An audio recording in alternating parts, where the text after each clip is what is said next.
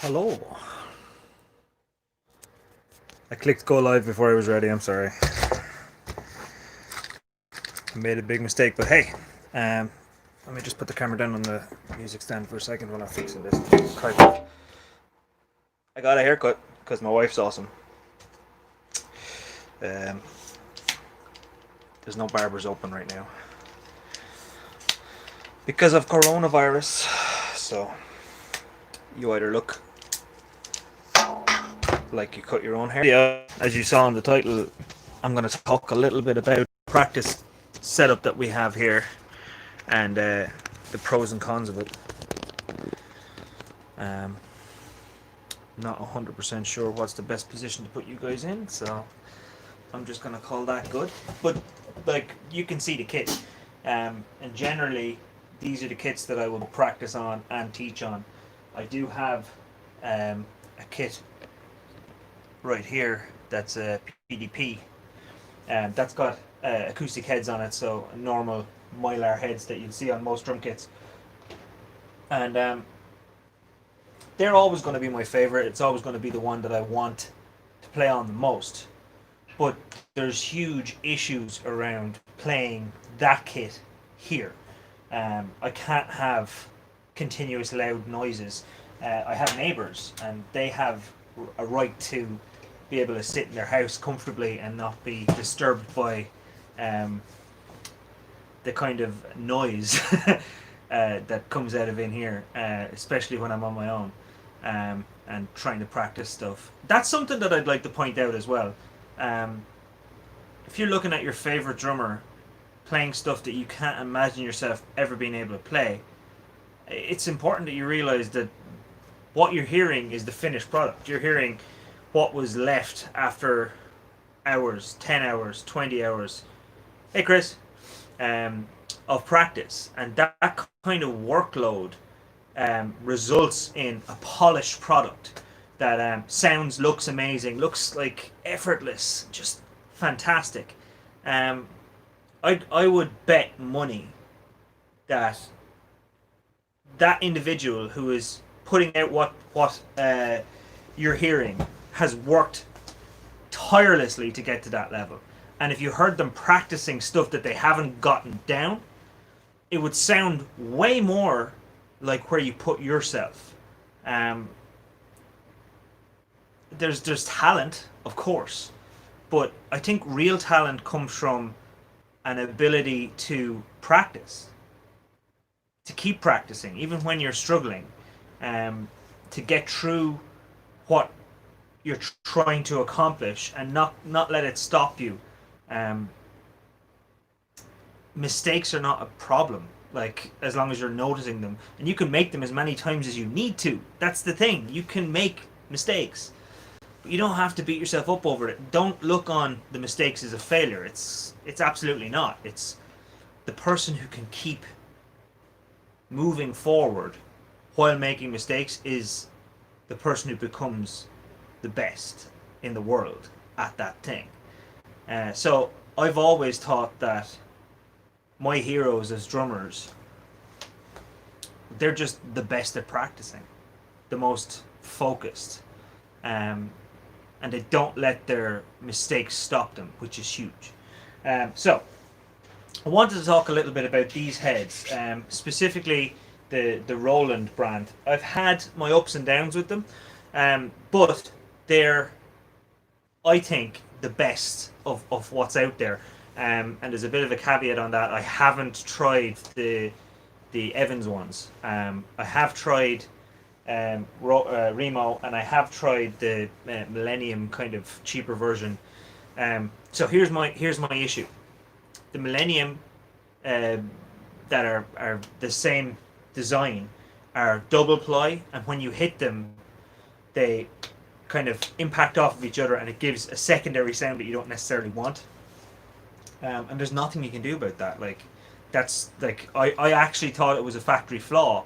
I contacted the suppliers and I said there seems to be a mistake with these heads, and they said nope, that's the way they are. So I had a whole set of those that I bought, and I just couldn't use them because of that issue. That there's two plies, which is great. I mean, it's great to have extra strength to them, but those two plies were separating and compacting and separating on every hit, and you could hear a secondary thing.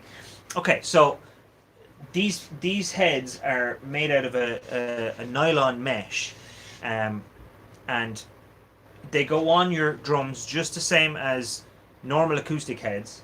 They have a very good bounce to them, and when you play them, they bounce back quite well. They give the same tone that the drum wants to get, which is great. Just grab a pair of sticks. 1 second. So, just as a comparison, I know this is probably going to sound terrible on camera, but that's the volume that you get from a normal head and a head of similar size. That's with the same kind of force put into the play. So you can hear these, you can hear the tone off of them without it being an issue, okay? Which is great. The bass drum, you can still hear it. A lot of people play these very, very quietly. You can't really hear them. But if you actually play them, you can hear it. Okay, so I have these silent stroke heads all around the kit. I get the bounce back slightly better than you'll get off an acoustic head. I don't think Mylar is as bouncy as this mesh. And you'll find that these kind of heads, you'll see them on electronic kits as well.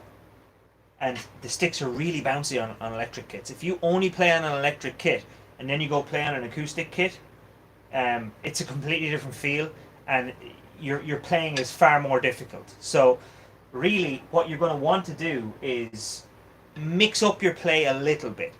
If you can at all, I mean, if you're on an electric kit, because that's the scenario that you're living in and you need to have, you're playing quietly and you need to play with headphones on, and even this kind of setup is too loud. Electric kits are wonderful because they've got a volume switch on them. But getting to an acoustic kit and getting to feel the difference is important, because if you've done everything on an electric kit, you sit down on an acoustic kit, it's different. And I mean, I'd liken it to piano. So if you have a little Casio keyboard at home that you're practicing on, you've practiced all of your life since you started playing piano on this little keyboard, and then you sit down at a grand piano, it's got the same keys on it, the same notes, but a completely different feel. So the skills that you've developed in all of your practice are not going to sit quite right, and it's going to feel a little bit foreign. But I mean, the same is true of anyone that's trying to learn something. I wouldn't be overly concerned about that. I have normal cymbals here. I didn't buy low volume cymbals. It would have meant buying 2 sets of low volume cymbals, and what I did instead was I got little scarves, little gloves for my cymbals. And if you look at them, it's just knitted in the size of the cymbal, and it just sits around the edge. And it results in, you still get the same sound off of a cymbal, but there's no ring out. Let me explain. So this is the cymbal with nothing on it. That was hit quite gently. If I hit it louder, if I hit it harder, it's going to sound louder. If I put this on, and it just sits around the edge.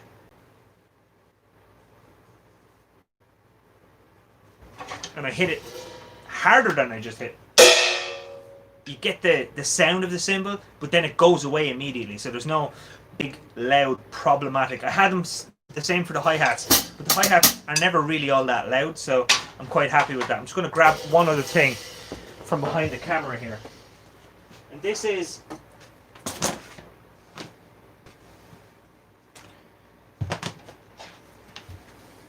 the old school approach to muting cymbals, which is basically a piece of rubber that you hang on your cymbal. So you can stick these to your cymbals, which I have done in the past.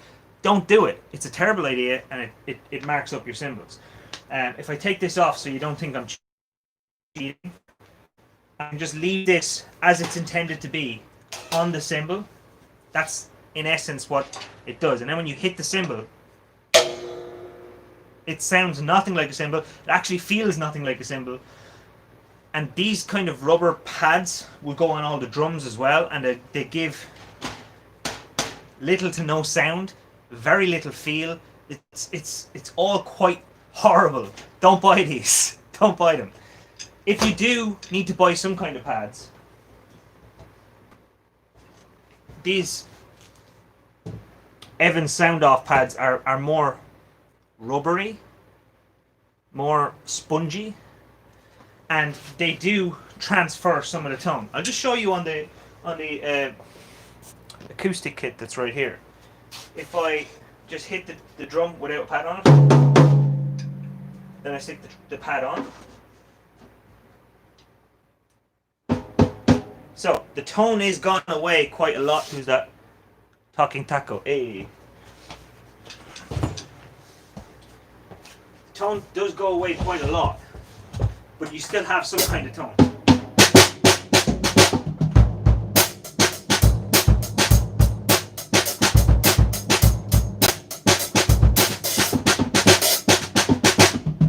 Okay, so somewhat there.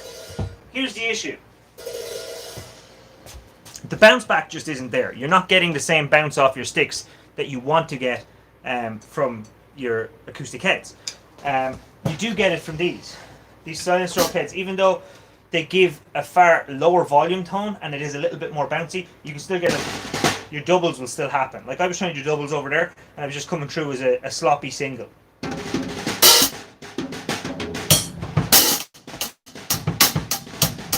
So that's quite enough that you can talk over it.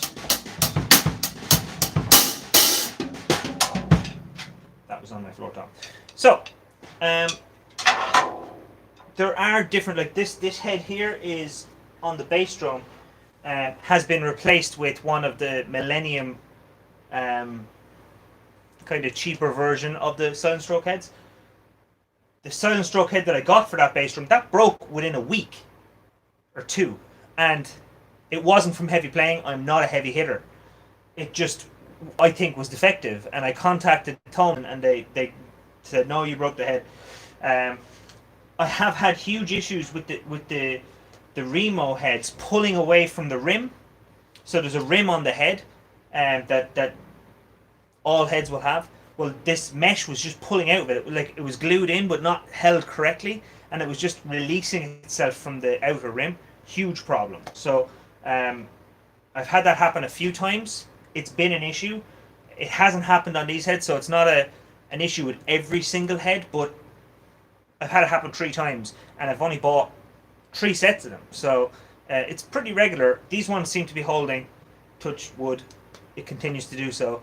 But no, still I would recommend this. This is the best happy medium. When you can't have a lot of volume, you don't want to be spending on a second kit that is just for electric practice. This will allow you to use your drums as they are. You just change out the heads. You can change them back for any live shows you're doing. We're not doing any live shows right now because of coronavirus, but yeah, highly recommended. I'm using them over a year now. It's probably more than that. I have no idea how long I've been using them, but I have these on quite a while. Yeah, so silent stroke heads. This is my setup.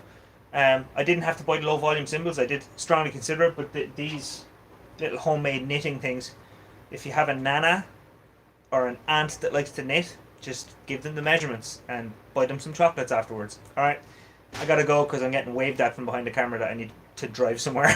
So yeah, that's it. I'm gonna end this one a little quicker.